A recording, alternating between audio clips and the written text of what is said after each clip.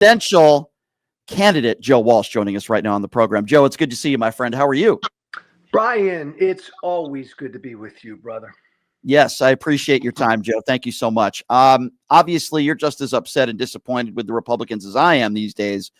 What was your first reaction when you heard and saw these emails that have been released? What was the first thing that came to your mind? Duh. Brian, I just said that to myself out loud, and then I sort of shouted, duh. And I have my two dogs sitting right by me, and they were startled. None of this is surprising, right? Everything that came out today, anybody who's honest and objective knew. Jeffrey Epstein's one of the world's greatest pedophiles. Donald Trump was best friends with him. Trump clearly knew what Epstein was up to. And I've said from the beginning, Brian, it's gotten me in trouble. The most likely explanation here is Trump's a pedophile. Trump has sexually abused and victimized young girls. Duh. Yeah. And what do you make of the fact now that Trump is having private meetings with Lauren Boebert and Nancy Mace? Obviously, we know why. He's pleading with them to take their signatures off of trying to release these files. What do you make of these closed-door meetings where the White House is being very mum about this? I think, Brian, Trump is scared. And that's kind of a weird thing because Trump has no shame. And Trump's gotten away with murder his whole life. He's never been held accountable. But I think, and I've always thought this Epstein thing scares him because I think there's something really ugly in there and he knows it. And by the way, Pam Bondi knows it. And by the way, many congressional Republicans know this. I expect, Brian, maybe you disagree with me. I expect Trump to be able to strong arm at least one Republican to not go along, to change their mind. Joe, I completely agree with you. You worked with a lot of these people as a former congressman out of Chicago. You know a lot of these people personally. My question to you is, how do they wake up in the morning and look in the mirror, knowing that Donald Trump is most likely a pedophile, most likely had sexual contact with underage women? Joe, you know a lot of these people. How do they wake up in the morning and look at the mirror? They look at their congressional pin and they remember they're a member of Congress, and that makes them feel really important. Or they go on their nationally syndicated show on Fox News and they remember that they've got a big audience. Brian, from the beginning, when I turned against Trump 7.5 years ago, all of them would tell me privately, Joe, Trump's a bad guy, but it's a temporary storm and he's going to blow away and we'll get back to the good old days. They've been saying that for 7.5 years. Look, they stood by a guy, a traitor, who tried to overthrow an American election. They stood by him after that. They don't give a damn if he's a pedophile. What's amazing to me, Joe, is that they call this the golden age, right? And, meanwhile, while he's murdering people on boats, 600, you heard about what he said about 600,000 people from China come in here because we don't have enough qualified people in the United States. I know a lot of MAGA are probably not very happy about that. Not to mention this huge Epstein cover up, bailing out other economies. The war in the Ukraine is still going strong. There's no peace in the Middle East. I don't know, Joe, is this the golden age? Brian, that's way to lay that out, my friend. That was really good. Damn you. I'm going to steal that from you. That was very good.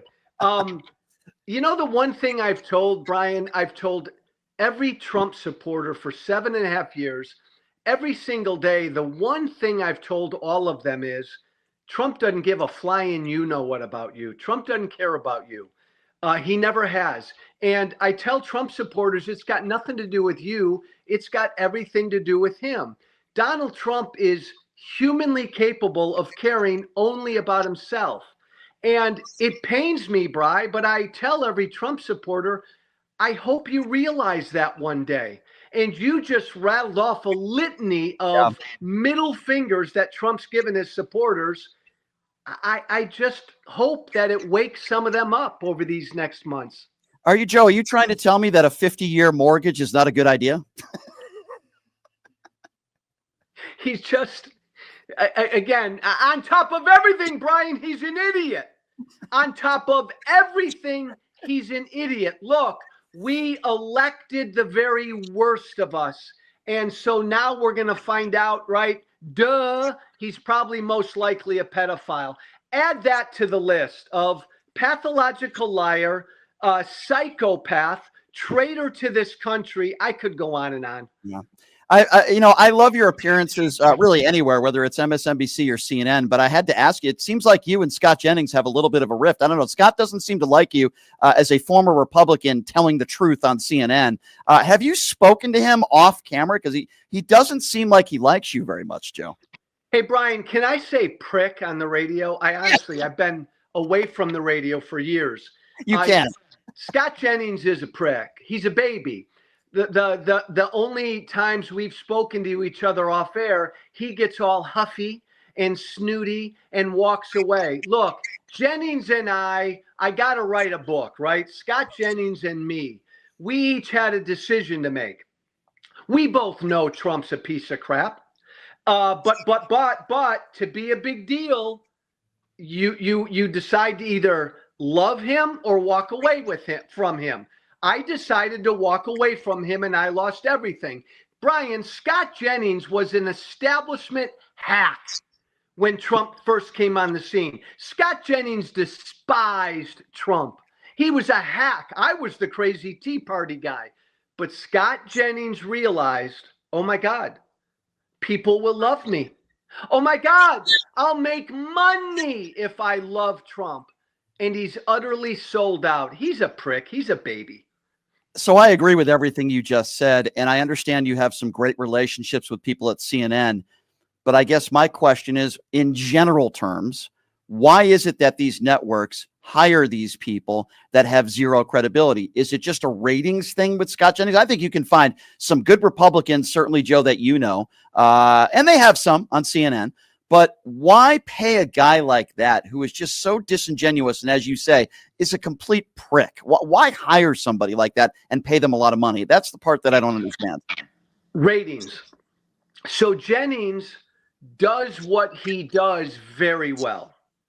Look, I love Abby. I love Abby Phillip. I've been on that show a number of times, but I don't like what they do. And it's become a platform for him. He just sits there. He's got his own camera that he can smirk at. And it's all just like throwing out his talking points. But Abby's show is doing great because Jennings has a lot of hate viewers. People who tune in just to hate what he says. And that's driving up the ratings of that show. That's all it is. It's financial. I tend to agree with you. That's the way the media seems to work these days. Joe, before I let you go, who you got coming up? Talk to me a little bit about your podcast, which I love very much. Oh, my God, Brian, I'm so excited. Susan Rice. Remember Susan Rice? Of course I do. Yeah. I adore her. She's going to be on my podcast this week. We're going to talk about the rise of authoritarianism here and around the world. Susan Rice has some strong opinions on the Democratic Party. Brian, who'd have thunk it? Susan Rice and I are best pals. What a world this is. But yeah, this week, that'll be fun. Who would have thought that I would have been the top trending story on Twitter on Saturday night when I was assaulted by a Trump supporter at a live Tim Pool event? So I guess you never know, right? You never know. Brian, you are a better man than I am, and you're a braver man to do what you did the other night. Hello. Well, I don't know if that's true, Joe, but that's very kind of you to say, my friend. I think you're a brave man, and I appreciate what you do. Please keep up the great work. Always love having you on, Joe, and in regards to you and your family and your dogs. And we'll talk to you soon, okay? Thanks, brother. All right, take care. Joe Walsh, everybody. I love Joe. He's the best. I told you guys I would vote for him for anything. Assemblyman, mayor, governor, president. I love Joe.